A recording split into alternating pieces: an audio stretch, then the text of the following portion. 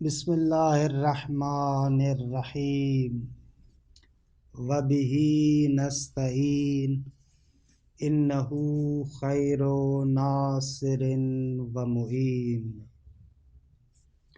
وصلی اللہ علی محمد واہل بیتہ الطیبین الطاہرین۔ پروردگار عالم آپ تمام عزیزان کی توفیقات خیر میں اضافہ فرمائے۔ الحمدللہ ہماری گفتگو فلسفہ اسلامی کے تعارف کے بیان میں تھی، اور خداوند منان کے لطف و کرم سے فلسفے کے تعارف میں فلسفہ اسلام کی تاریخ کا جائزہ لے رہے تھے۔ گزشتہ چند درسوں سے اس نقطے کو بیان کیا جا رہا تھا کہ عالم اسلام میں جب علوم کا ترجمہ ہوا، جس کو نہضت ترجمہ کہتے ہیں، اس نہضت ترجمے میں کیا کیا ہوا، اس کے فاخر اور بارز نکات کون سے تھے، ان کو بیان کیا۔ خلاصہ یہ کہ اسلامی فلسفے کے وجود میں آنے کے دو اہم ترین سبب تھے۔ ایک یہ کہ اسلام میں عقلی روش کی بہت زیادہ اہمیت ہے، تفکر، تدبر، تأمل، اس کو بہت زیادہ تاکید کے ساتھ ذکر کیا گیا ہے۔ تو اس کا لازمی نتیجہ یہ نکلے گا کہ جو مختلف آراء اور نظریات کائنات کے بارے میں، ہستی کے بارے میں، خدا کے بارے میں، انسان کے بارے میں، جہان کے بارے میں پائے جاتے ہیں، ان پر تأمل اور دقت کی جائے گی۔ دوسرا نقطہ کہ جو مسلمانوں کو اس فلسفے کی طرف لے کر گیا، وہ یہ تھا کہ بہت سارے فلسفی مسائل خود آیات اور روایات میں بیان ہوئے ہیں، کہ انشاءاللہ جب مسائل فلسفہ کو ہم ذکر کریں گے تو اشارتاً آپ کی خدمت میں عرض کیا جائے گا کہ دیکھیں یہ سارے مسائل جو فلسفی ہیں خود آیات اور روایات کے اندر بیان ہوئے ہیں۔ یہ دو اہم سبب تھے کہ جن کی وجہ سے عالم اسلام میں ایک فلسفے کا تحقق ہوتا ہے، عالم اسلام میں فلسفہ وجود میں آتا ہے۔ اگرچہ ابتدائی طور پر باہر سے ترجمہ ہوتا ہے، لیکن جیسا کہ عرض کیا، اسلامی دانشور، اسلامی مفکرین اس پر خوب تأمل کرتے ہیں، دقت کرتے ہیں، نقادی کرتے ہیں، اور بالآخر اسلامی فلسفے کو ہم اسلامی دنیا کے اندر دیکھتے ہیں۔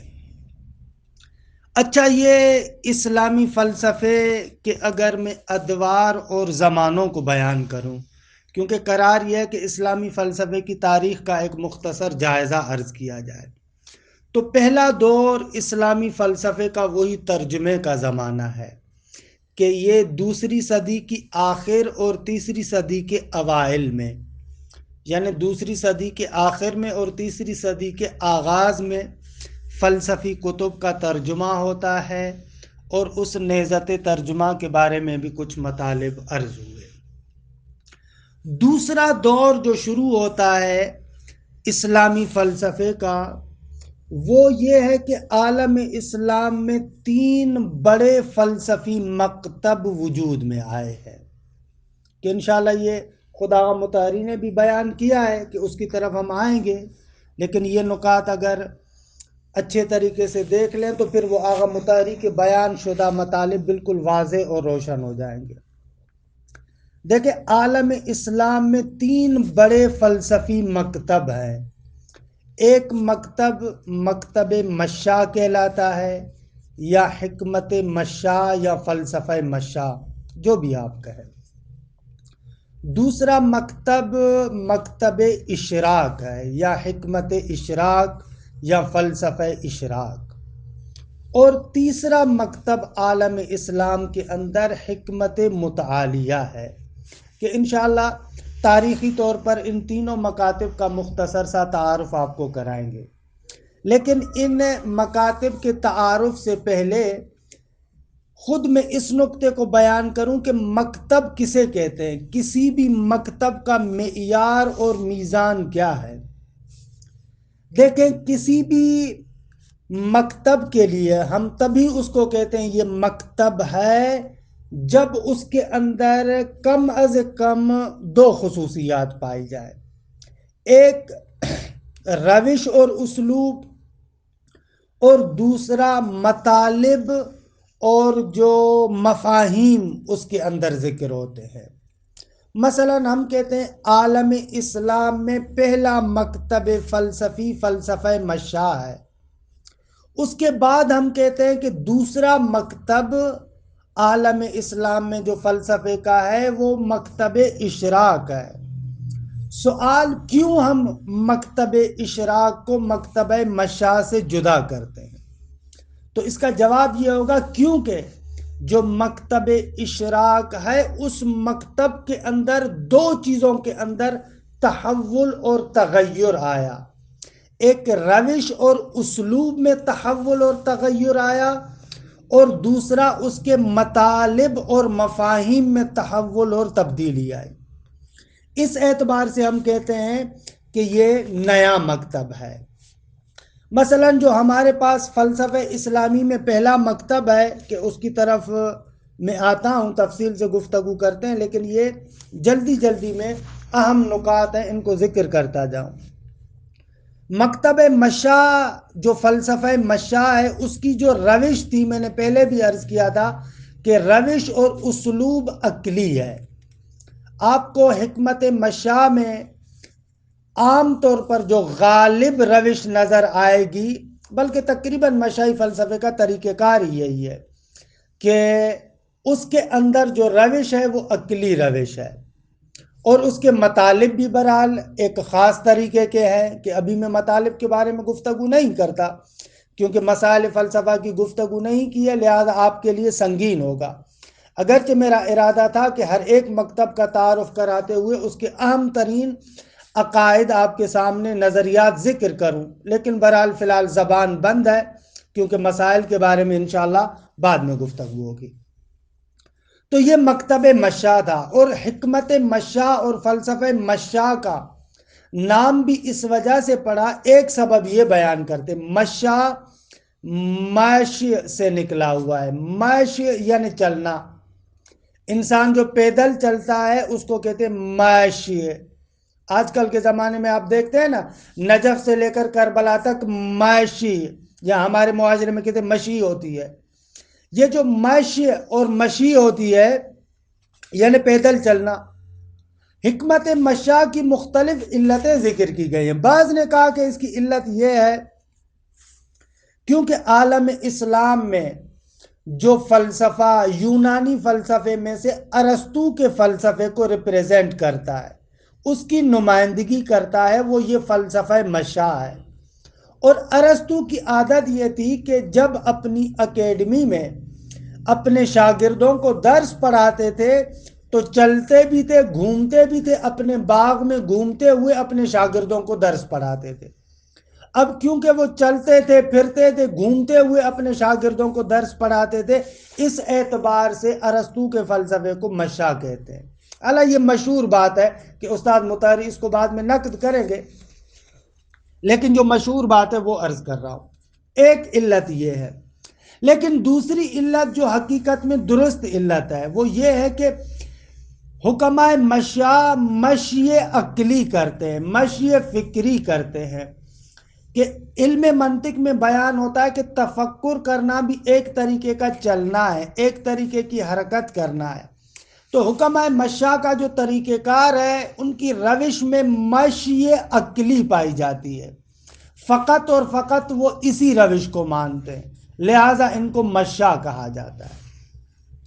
لیکن بعد والا جو مکتب آتا ہے انشاءاللہ ذکر کروں گا 6 اور 7ویں صدی میں، تو اس مکتب کے اندر جو شیخ شہاب الدین سہروردی حکمت اشراق کے نام سے نیا مکتب لے کر آئے، انہوں نے روش میں تبدیلی کی، یعنی وہ روش جو کل میں نے عرض کیا تھا اشراقی اور شہودی روش کا انہوں نے اضافہ کیا۔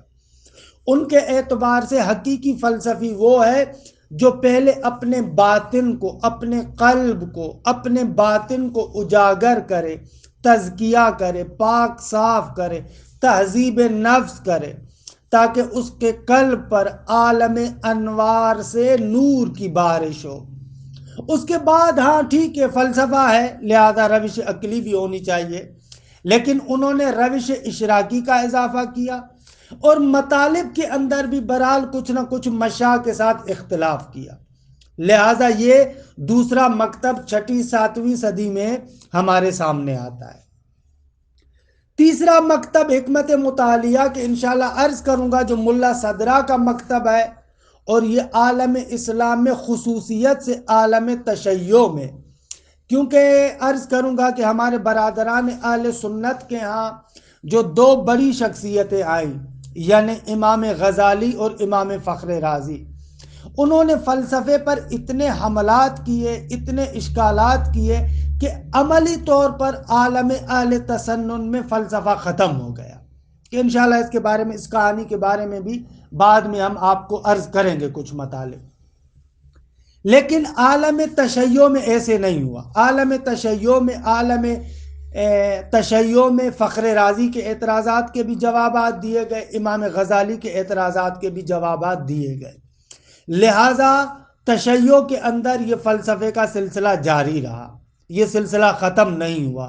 لیکن عالم اہل تسنن میں امام فخر رازی اور امام غزالی نے جو فلسفے پر اشکالات کیے، ان اشکالات کو حقیقت مان کر فلسفے کا دروازہ بند کر دیا گیا، لیکن عالم تشیع میں ایسے نہیں ہوا۔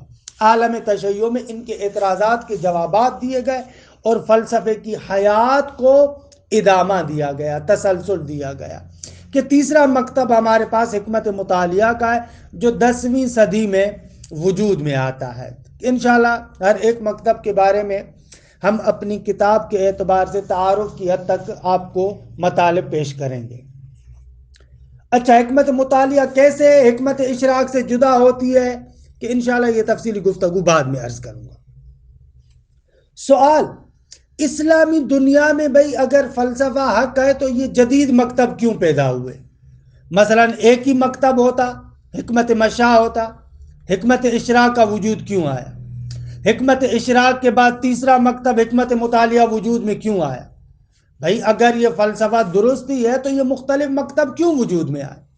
تو اس کا مختصر جواب یہ ہے کہ علوم کے اندر ارتقاء اور ترقی آتی ہے، یہ مختلف مکاتب کا پیدا ہونا فلسفے کے ساتھ مخصوص نہیں ہے۔ یہی مختلف مکاتب آپ کو علم کلام میں بھی ملیں گے، علم فقہ کے اندر ملیں گے، علم اصول میں ملیں گے، حتیٰ جتنے بھی اسلامی علوم ہیں ان کے اندر زمانے کے گزرنے کے ساتھ ساتھ نئے نئے مکاتب وجود میں آتے ہیں۔ نئے نئے مکاتب کا مقصد یہ نہیں ہوتا کہ اصلاً یعنی دین تبدیل ہو گیا، نہ، نئے مکاتب کا مقصد یہ ہوتا ہے کہ اس سوچ کے اندر، فکر کے اندر ارتقاء آتا ہے، اس ارتقاء کے نتیجے میں نئی نئی تحلیلیں اور نئی نئی تفسیریں ہمارے سامنے آتی ہیں۔ عالم اسلام میں جو فلسفے کے اندر مکاتب مختلف وجود میں آئے، اس کے چند اسباب ہیں کہ میں جلدی میں فی الحال ذکر کر رہا ہوں۔ پہلا سبب خود علم کلام، کہ ہم علم کلام کے بارے میں تفصیلی گفتگو کر چکے ہیں، پہلے 17 جلسات میں علم کلام کا تعارف کروایا ہے۔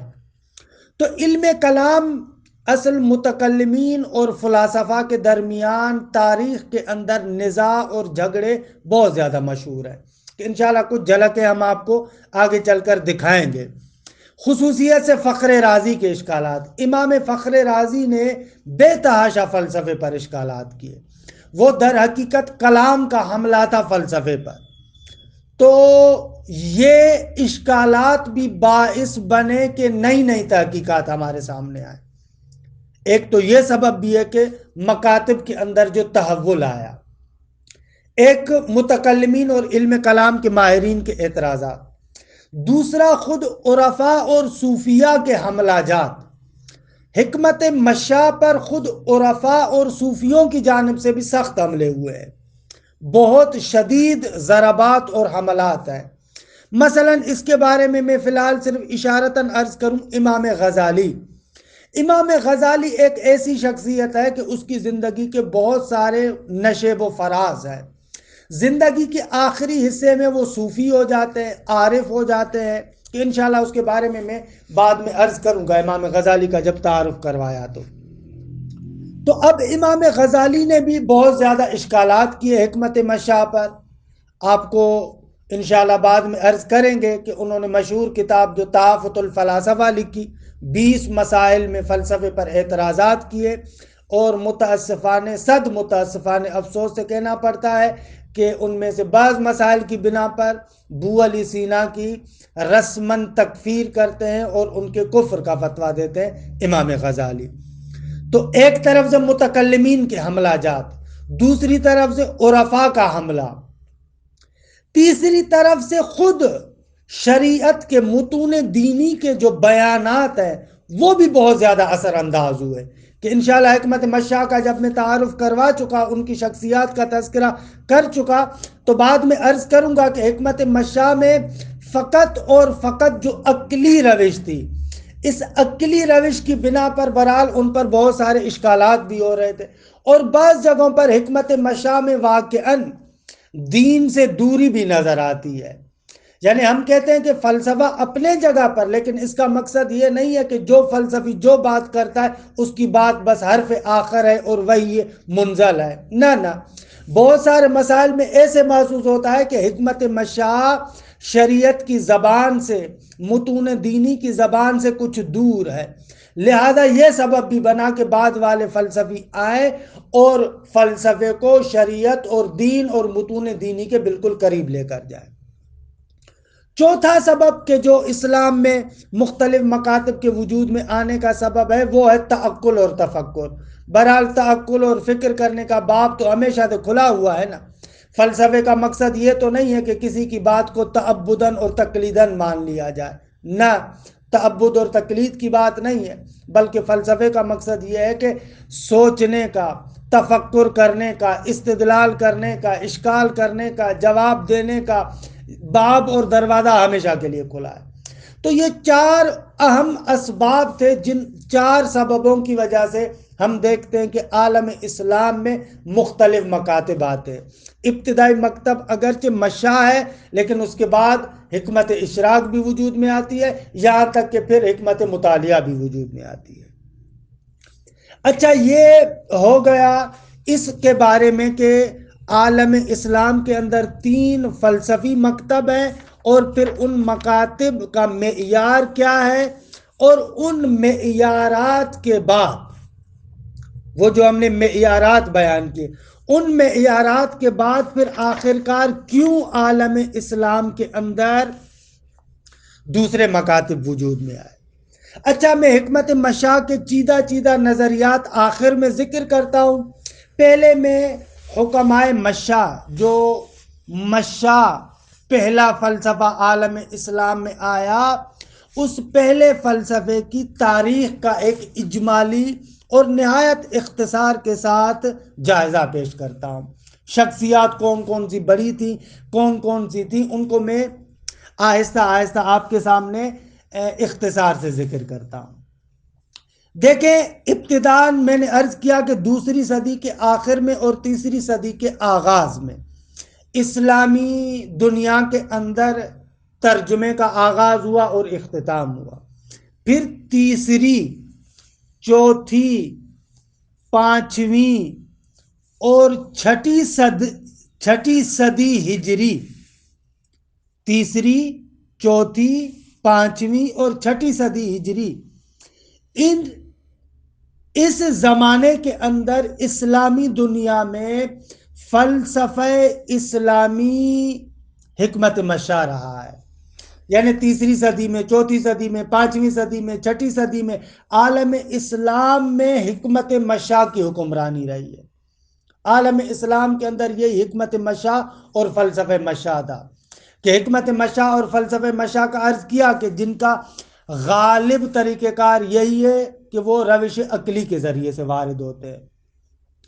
اچھا، تیسری اور چوتھی صدی میں یہ فلسفہ مشا اور حکمت مشا اپنے تکاملی مراحل کو طے کرتا ہے، تیسری اور چوتھی صدی میں۔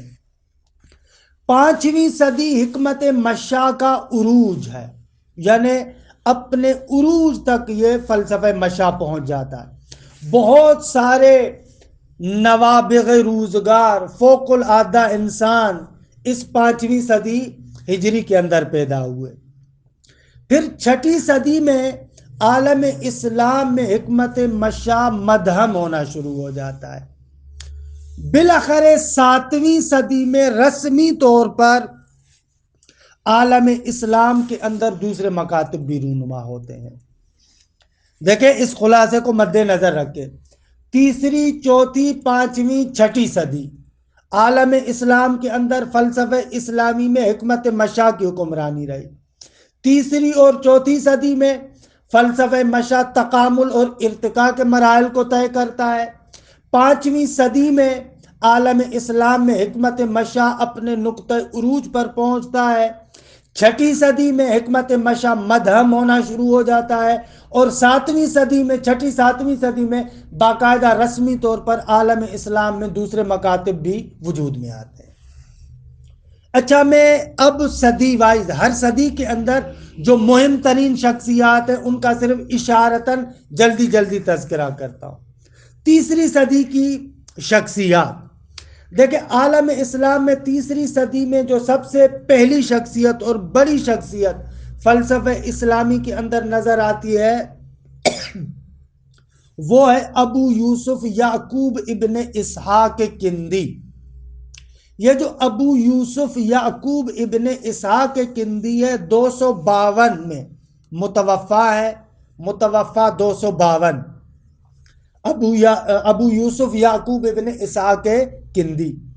یہ ترجمے اور نہضت ترجمہ کے زمانے کی بڑی نمایاں شخصیت ہے، برجستہ شخصیات میں سے، نمایاں شخصیات میں سے، اور جنہوں نے باقاعدہ فلسفہ اسلامی کے تحقق کی بنیاد رکھی ہے۔ خود ابو یوسف یعقوب ابن اسحاق کندی کو فلسفہ اسلامی کا اگر میں بنیاد گزار کہوں تو شاید مبالغہ نہ ہوگا۔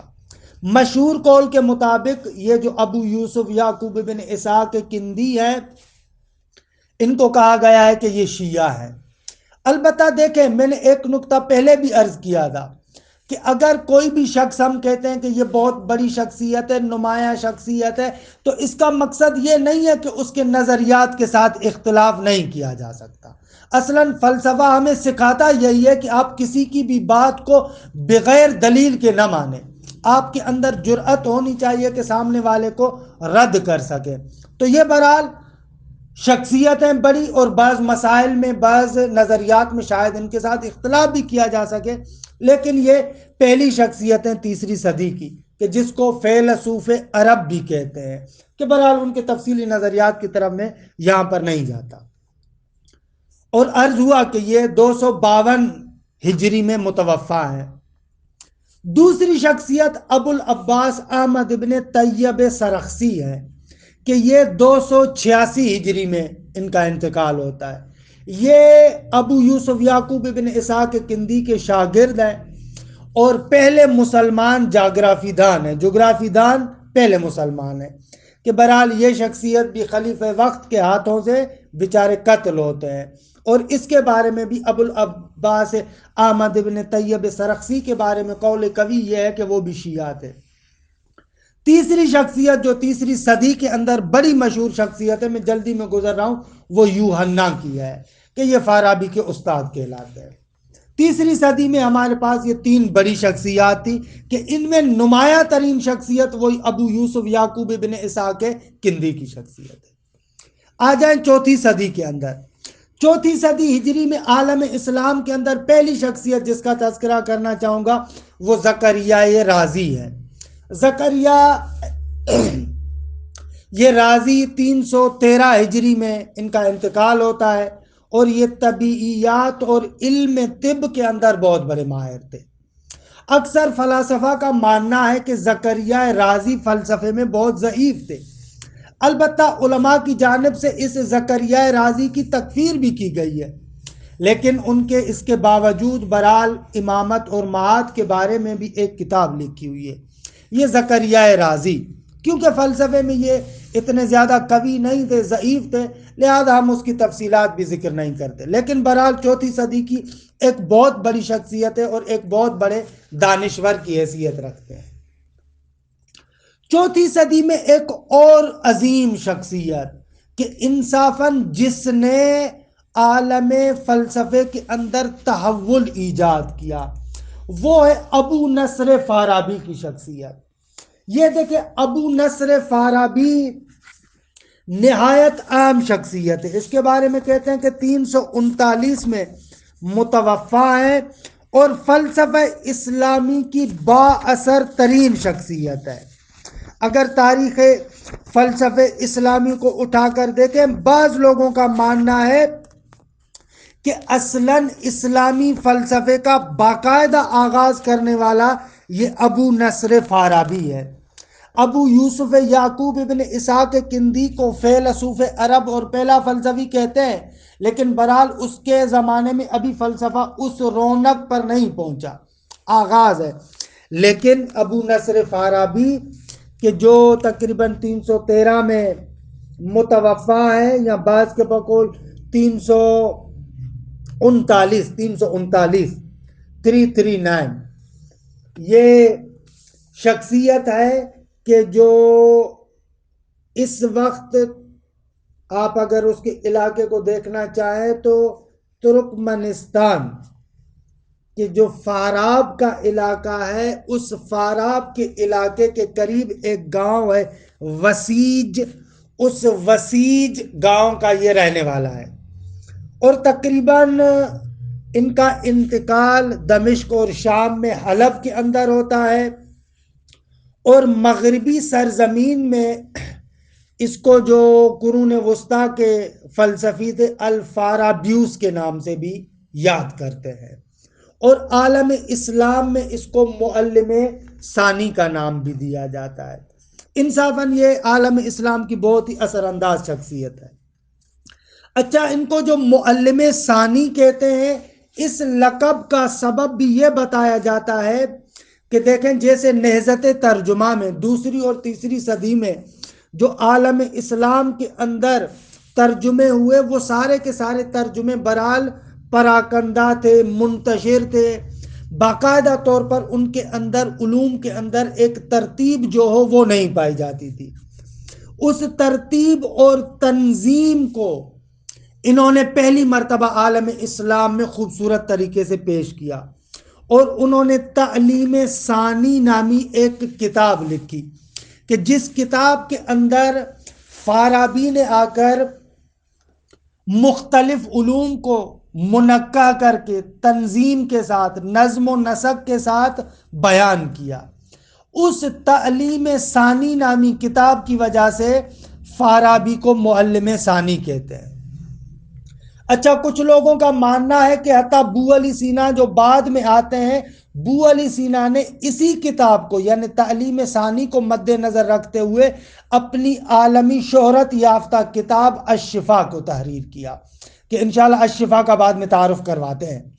تو الشفا جو عالم فلسفے کے اندر عالم اسلام میں ایک انسائکلوپیڈیا سمجھا جاتا ہے، کہتے ہیں کہ اس کتاب کی بنیاد وہی التعلیم الثانی فارابی کی کتاب تھی۔ فارابی کی ایک اور کتاب جو بہت ہی اہم کتاب ہے فصوص الحکم ہے۔ دیکھیں، عالم اسلام میں فصوص الحکم 2 ہیں۔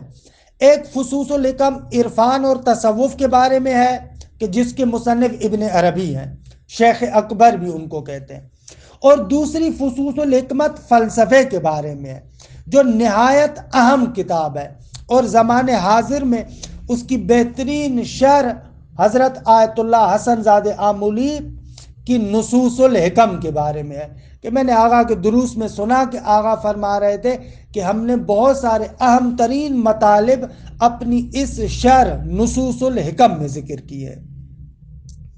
اچھا، فارابی ان شخصیات میں سے ہے کہ جنہوں نے جو شریعت اور متون دینی کے ظواہر ہیں اور جو فلسفے کے مسائل ہیں ان کو آپس میں قریب لانے کی بہت زیادہ کوشش کی ہے۔ شریعت اور فلسفے کے درمیان توافق ایجاد کرنے کا کام باقاعدہ فارابی سے شروع ہوتا ہے، حتیٰ کہ یہاں تک کہتے ہیں کہ فارابی کہتے تھے کہ کامل فلسفی در حقیقت امام معصوم ہی ہوا کرتا ہے، امام معصوم ہی وہ ذات ہے کہ جو کامل فلسفی ہے۔ کہ بہرحال وقت ہمارا تمام ہوا۔ چوتھی صدی کے جو ہم اہم ترین شخصیات کا تعارف کروا رہے ہیں ان میں فارابی تک پہنچے ہیں، اور انشاءاللہ چند اور شخصیات اس صدی وائز آپ کے سامنے پیش کر کے جلدی میں اس تاریخ فلسفہ اسلامی کے جائزے کو ختم کریں گے۔ وصلی اللہ علی محمد وآل بیتہ الطیبین الطاہرین۔